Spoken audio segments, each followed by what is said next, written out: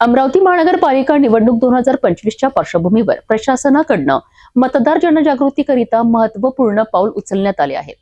4 मत प्रणालीबाबत कोणताही संभ्रम निर्माण होऊ नये याकरिता पत्रकारांकरिता ईव्हीएम प्रणालीचे प्रात्यक्षिक आयोजित करण्यात आले। या कार्यक्रमात नेमकं काय सांगण्यात आलंय, कोणत्या सूचना देण्यात आल्यात, पाहूया सविस्तर। अमरावती महानगरपालिका सार्वत्रिक निवडणूक 2025 साठी 15 जानेवारी 2026 रोजी मतदान होत असून 15 डिसेंबर 2025 पासून शहरात आदर्श आचारसंहिता लागू आहे। या निवडणुकीचे वैशिष्ट्य म्हणजे प्रत्येक मतदाराला 4 स्वतंत्र मते नोंदवावी लागणार आहे। मतदान प्रक्रिया सोपी, पारदर्शक आणि गैरसमजयुक्त व्हावी यासाठी अमरावती महानगरपालिकेच्या वतीने पत्रकारांसाठी ईव्हीएम मशीनचे प्रात्यक्षिक डेमो आयोजित करण्यात आलाय। हा कार्यक्रम 9 जानेवारी 2026 रोजी विश्वरत्न डॉक्टर बाबासाहेब आंबेडकर सभागृहात पार पडला। या प्रात्यक्षिकात अधिकाऱ्यांनी ईव्हीएम मशीनवर 4 मते कशी नोंदवायची, कोणत्या क्रमाने मतदान करायचे तसेच कोणत्या सूचनांचे पालन आवश्यक आहे याची टप्प्याटप्प्याने माहिती दिली। मतदारांना उमेदवार ओळखणे सोपे व्हावे यासाठी बॅलेट पेपरचे रंग गटनिहाय निश्चित करण्यात आले आहेत। अ गटासाठी पांढरा, ब गटासाठी फिकट गुलाबी, क गटासाठी फिकट पिवळा आणि ड गटासाठी फिकट निळा रंग ठेवण्यात आलाय। या कार्यक्रमास उपायुक्त दादाराव डोल्हारकर, शहरातील प्रमुख पत्रकार, विविध वृत्तसंस्थांचे प्रतिनिधी आणि नागरिक मोठ्या संख्येने उपस्थित होते। पत्रकारांनी प्रत्यक्ष ईव्हीएम हाताळून 4 मत प्रणालीचा अनुभव घेतला।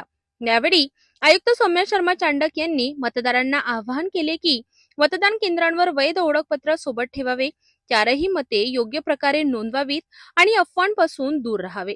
मतदान हा लोकशाहीचा कणा असून प्रत्येक मत शहराच्या विकासाची दिशा ठरविते, असेही त्यांनी नमूद केले। यासाठी आपण सगळे आरोला सूचना दिलेली आहे की आपले मुख्य ठिकाणला स्वीप ऍक्टिव्हिटी करावी। ते आरो करणार आहे पहिला। दुसरा आपण एक व्हिडिओ तयार केली आहे, आता आपला दाखवली होती ते व्हिडिओ इथे, तर ते व्हिडिओ आपण आपल्या सोबत शेअर करणार आहे, सगळं ग्रुपमध्ये करा।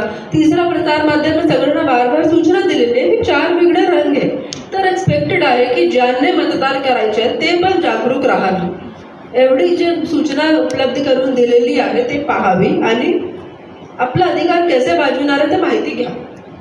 या अशा संभ्रमाच्या ह्याच्यात मतदानाचा टक्का घसरणार नाही हे कशावरून? कारण नागरिकांना याच्याबद्दलची पूर्ण माहिती आहे। साधारणतः ही सगळी प्रोसिजर बघितली तर कमीत कमी 3 ते 4 मिनिटं लागणार असं वाटते साधारणतः। मतदान शिक्षित लोकांना 2 मिनिटं लागतील, 3 मिनिटं लागतील। अशिक्षित लोकांना ते संभ्रम निर्माण होईल किंवा थोडासा वेळ लागेल, एखादा बुजुर्ग असला हे असला, अशा परिस्थितीमध्ये मतदानाचा टक्का कमी होणार नाही का?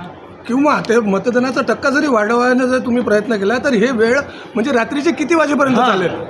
तर तुमचा जर टायमिंग आहे की पहिल्यांदा नाही होत आहे महानगरपालिका बहुसदस्यीय प्रभाग निवडणूक ही झालेली आहे।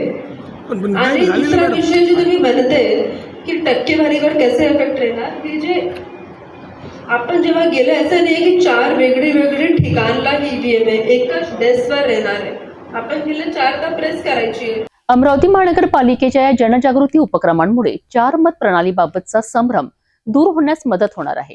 प्रशासनाने केलेले आव्हान लक्षात घेऊन 15 जानेवारी रोजी सर्व पात्र मतदारांनी निर्भयपणे मतदान करून लोकशाही प्रक्रियेत सहभाग नोंदवावा।